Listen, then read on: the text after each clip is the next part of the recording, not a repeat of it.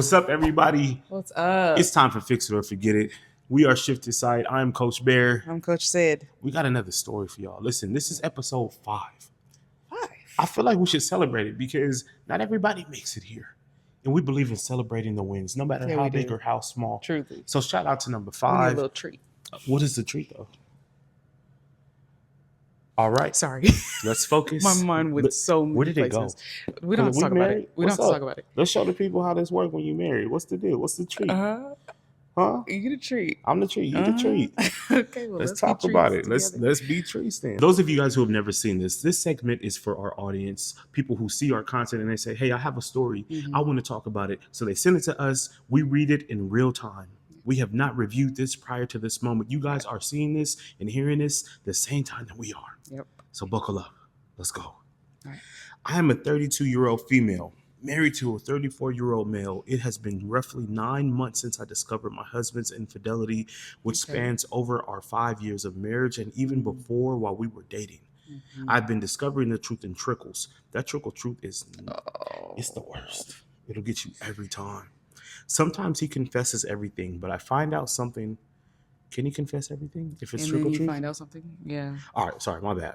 Sometimes he confesses everything, but I still find out something new as time goes on. Mm. We've been dealing with a lack of intimacy, communication, and family enmeshment on his part for the most part of the marriage, and this seems to have blown the marriage apart to the point where I'm not sure whether to continue to stand for my marriage or walk. Mhm. I would just like to say that this has absolutely nothing to do with how this is going to go, but I feel like I read that very well. You did. I feel like part was in there at least 100 million times, and I did not slip up. You did such a good job. Thank you. I actually wanted to say it, but I didn't want to mess you up. No, I think I deserve like an extra treat. Okay. Thank you so You much. got it. I love it here. To provide context, I come from a country where sexual promiscuity is taken lightly, and unfortunately, my in-laws don't see it as a big deal. My husband's brothers, father, and friends are his enablers. His father did the same thing to his mother. I feel like I am fighting a losing battle. He belongs to a group of friends that call themselves Cheaters Club. Nigga, what? Do we even need to go any further? The Cheaters Club is crazy work. That's absolutely. Who came up with that? That's egregious. Which friend came up with that? And did you know that they called themselves that before? I feel like the story should really just be about how you found out that they called themselves That's the Cheaters crazy. Club. Because that is one of the most diabolical names for a club that I have ever heard. Also, let's talk about how, culturally, they take sexual promiscuity lightly. Hold on, we're not even done. But, okay. Hold on. But we will get back to that. Okay. Most counsel I have received from well-meaning elderly women say to turn a blind eye and pretend to not see what is going on. Sure. I recently found out that he had impregnated another woman and they have aborted the baby. He claims to have ended the relationship but refuses to be transparent about it. We are trying counseling, but he's distant and cold towards me as though he's angry I have exposed him rather than being concerned about the hurt that he is inflicting. The infidelity is not limited to sexual encounters, but emotional ones with work colleagues, porn on Snapchat. Unfortunately, he's an upstanding man in everyone's eyes because he provides and takes care of the home, so I am currently being treated like I am at fault for starting a smear campaign. We have 3 kids and I am a believer. I know Christ redeems, but how long can I wait for him to change? How many more infidelities do I have to go through? He has agreed to counseling, but is this worth pursuing? I am torn. Should I fix it or forget it? Sis, this is heavy. It is. This is layered. It is so layered, and there's so much to get into. Can we start with the culture? This is a sensitive topic. It's a sensitive topic. Do we want to talk about culture? Because, listen, it is not something that should be treated lightly. Sure. What is the phrase? Tread lightly? Yeah. When it comes to this, I think that this needs to be blown up. Like TNT blown up. Just get it out all the way out. Yeah. No. This doesn't exist anymore. The fact that it's so heavy. It's so heavy. It is now. It's like you can see it infiltrated in the way that everybody is treating you, in the way that everybody views the situation. The perception of it in the public eye is heavily influenced by the culture, and that's a problem. It is. We, in fact, just had some clients that we were talking to the other day about culture. Yep. right? And I made sure to mention, and we were very much in agreement with this, that like your marriage supersedes your culture. Mm-hmm. I don't care what happens in the culture on a regular basis. I don't care what is spoken about. I don't care about what is ignored. I don't care about what the norm is. It doesn't work for your specific home. So whatever the culture is, that doesn't exist when you walk into your house. Yes. But then also, it doesn't work for anybody else in the culture. Everyone has just turned a blind eye, just like they told you to. True. And that's why we need people like you who are willing to blow things up and not turn a blind eye, Facts. because that's insane. No one likes this. Yeah. And that's what I was talking about earlier. No, I mean, There, some people do like it. The people who are able to benefit from it. yeah, I'm talking about the people who, this is not okay I mean, I'm just saying on that the there other are people who side. like it though. Like it very much so Yeah, the benefits people those who are people. doing the cheating. Yeah, that's an amazing opportunity for them. This culture It, has no like not doesn't have a problem with it, but as long as I'm fulfilling my role in these other areas, mhm. then I can live this other life outside of that. Yeah. They love that. Because but here's the thing though, the promiscuity, that's not the culture, right? Because them calling themselves the cheaters club implies that they consider it to be cheating. Yeah, but cheating isn't the end of the world for them. Yeah, it's not the end of the world for them, but it's always been a problem for the people they're cheating on. Like Yeah. that's never been okay. And so it's not normal if everyone's not okay with it. I hear what you're saying. And now listen, I don't ever want to be on the side of history that says like I'm fighting for them. I'm Yeah. just making sure that it's known that for some people, this feels like a win. Well, Even of though course. ultimately it is only destroying you, destroying your culture, destroying your legacy. It is the last thing that you need to be connected to. If it means that you're going to continue going down the path that you're going down, And you know what's crazy? blow it up. Is I feel like the cultures where this is the case are always the ones preaching family values. Like they're the ones who have high family priorities. They are the ones with multiple wives, multiple families, blowing up families, but Sounds preach like it. an oxymoron. Yeah. It's a really tough position to be in. So for this specific situation, like we said, there's a lot going on in here, right? The discovery of the trickle truth is heavy every time. Every time, like, hey, I'm gonna give you a bit, I'm gonna give you a little bit more, I'm gonna give you what I think that you need to hear, what sounds really bad, but then I'm really leaving other thing that's even worse than that. You're never on sturdy foundation. You're Never. always on shaky ground. You never know if you're gonna have something new come out the next day. So you can't be at peace. It is one of the absolute worst spaces to occupy It is debilitating. from start to finish. Yeah. This is really tough because you are existing in a space where you are the only one who is holding up the light. Everyone else seems to be very much so comfortable in the dark. Yeah. And so you are combating so many different areas. And we don't say this as much as we need to and fix it or forget it. But for us, infidelity is always spiritual warfare. Yeah. Start to finish. It's a spiritual thing. And so when sin is in the room, oftentimes it's almost like we don't give sin enough credit because it's almost like people have a moral compass. They won't go that far. No, sin doesn't care about that. Sin knows no bounds. Once they get into it, our expectation should be that they're only going to do worse. They're only going to do more because sin has no reason to stop. Its purpose is to destroy, to bring you further away from Christ. So, unfortunately, my expectation is that once people are in it, it's only going to be more coming out. So, we have to remove the darkness from the room.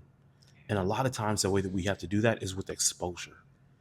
Also, what I have usually found out is that God tries to get people to turn around a million different times. He tries to give them like a way out, an escape, but they don't take it. And when they don't take it, now the only way that I can open your eyes is with exposure. And exposure and being caught is not meant to harm. It's meant to free you from sin, but you have to see it the proper way. This is going to be really tough because he has family and he has friends who are not safe for him. And if they're not safe for him, they're not safe for you. Listen, Cheaters Club, we could start and finish right there. Seriously. Like, they cannot be his friends anymore. They cannot be a part of his life if there was going to be some type of progress for you guys going forward. Yeah. Absolutely not. And their wives, like, it just goes on and on. And all the legacies are broken because what are you doing?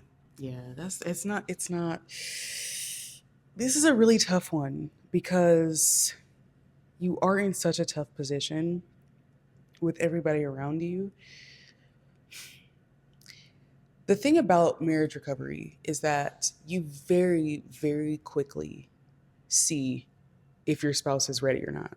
You very quickly see if they're willing to put in the effort or not. Yeah. This is not one of those things that's long and drawn out. Like, the healing process itself is a lot of ups and downs, but you can tell the commitment. You can tell when the commitment's there. So if you have put in like a transparency plan where you're wanting to see phones, where you're wanting to see locations, where you're wanting to make sure that he is not communicating with the affair partner anymore, when you're wanting to see that disconnection of friends, that's, you can see it. Yeah. If he's willing to do it. And the thing is that if he's not willing to do it, then you have to know that either it's not, you guys are not in a space of healing, first of all. So you can wait, knowing that you're not yet in the space of healing. You can wait to see if he's ever going to be ready to be in a space of healing, or, like you said, you can walk away. Yeah, I think one of the really big parts is that she mentioned that they're in counseling, but he's cold, he's distant, he's angry. Yes. And what we have usually found is that when that is occurring, then yes, there is anger there because you've exposed this. You've also taken me away from the thing that I wanted to continue doing. Right. And that is a clear sign that somebody is not ready for the process of healing.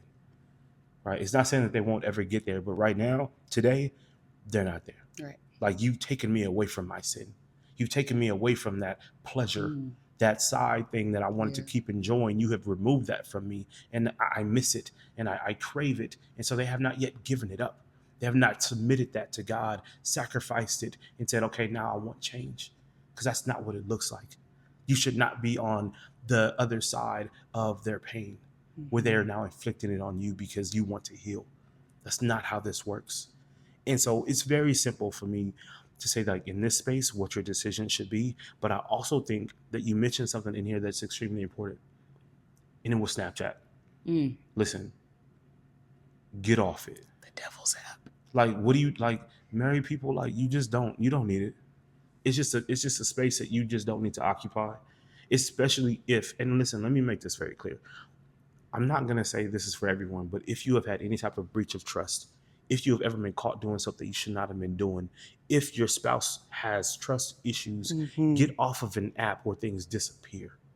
Because even if you're not doing anything wrong, the appearance of it can put you in the worst position. There are just some things that you do not have to partake in. Right. Get off. Take the easy win. Like, that's not a game that you have to play. That's an easy win. And even if it's not Snapchat, if your spouse has a problem with it after you've betrayed them, there is nothing on that app that is worth that. There is nothing on that app that is worth hindering trust building. Nothing. I don't care which app it is. Yeah. Get off of it. This one is tough. We're talking about someone who's gone out and created another child. Yeah. Right? Emotional relationships with work colleagues. Like, for him, like I said, sin knows no bounds. And so for him, neither does he. He has crossed every line with every person in every situation. And it doesn't seem like he would stop if it weren't for you pulling and pushing. And there comes a time where you don't need to push or pull, because you cannot force them to make a decision to be ready. Yeah. And anything outside of that, you will tire yourself out.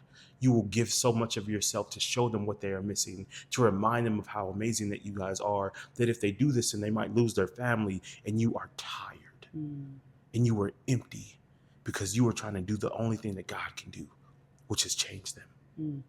And the tough thing about that is that God can change them, but they have to be open to the change. There's a recipe for this, and they have to show up first. They have to do their part. Otherwise, nothing changes. Nothing at all. You mentioned the 3 kids that you guys have and you being a believer. And then you said, how many infidelities do I have to go through? And I want to make sure that you know that you don't have to go through any more. One was enough. One was enough. We are full-fledged believers in restoration and reconciliation and all of the things, because we are the beneficiaries of that work. But also, before you were anything else, before you were anyone's wife, anyone's child, you are God's daughter. You are God's child. You are a child of the Most High, and He has a plan for you. And he has a love for you. And what you have experienced is not his plan or his love for you. And he has given you an opportunity to say goodbye. And if you don't feel like he's told you to do that, then cool. I'm not telling you to do it. I'm just telling you that you do not have to wait for any more infidelities in order for you to say, hey, enough is enough. Yeah. Enough was enough the first time. And he hasn't shown you any type of remorse that this is going to be different going forward. So in my suggestion, when it comes to fix it or forget it, forget it. Because you deserve so much better than what you have been shown. Yeah, I think I'm gonna second that. And only because fix it right now is not an option. At least not presently. It could be a future option. But the question is wait or forget it. Because you don't have the option to fix it right now. He's not giving you that option. So if you're not going to forget it, you would be willingly signing on to waiting and seeing and risking whatever it is you're going to risk while doing that. Yeah. That's good. Yeah. It's good because we do tell people that like all the time. Like we get people who say, well, listen, they've left. They're no longer in the home. Mm-hmm. They moved in with someone else, but I want to stand for this marriage. And we often tell them, okay, Yeah. you just have to know what you're signing up for. Right. Because you're standing by yourself. You're fighting on your own. And I'm not saying that you cannot win that fight. I'm just saying that you have to know that in the interim, there is no relief. Yeah. Right? Is God a part of this process? Yes. Is there peace in that? Yes. But you wanting your spouse to be here and be present? No. Yeah. And so you're waiting. And you're waiting until change comes or until it doesn't. Yep.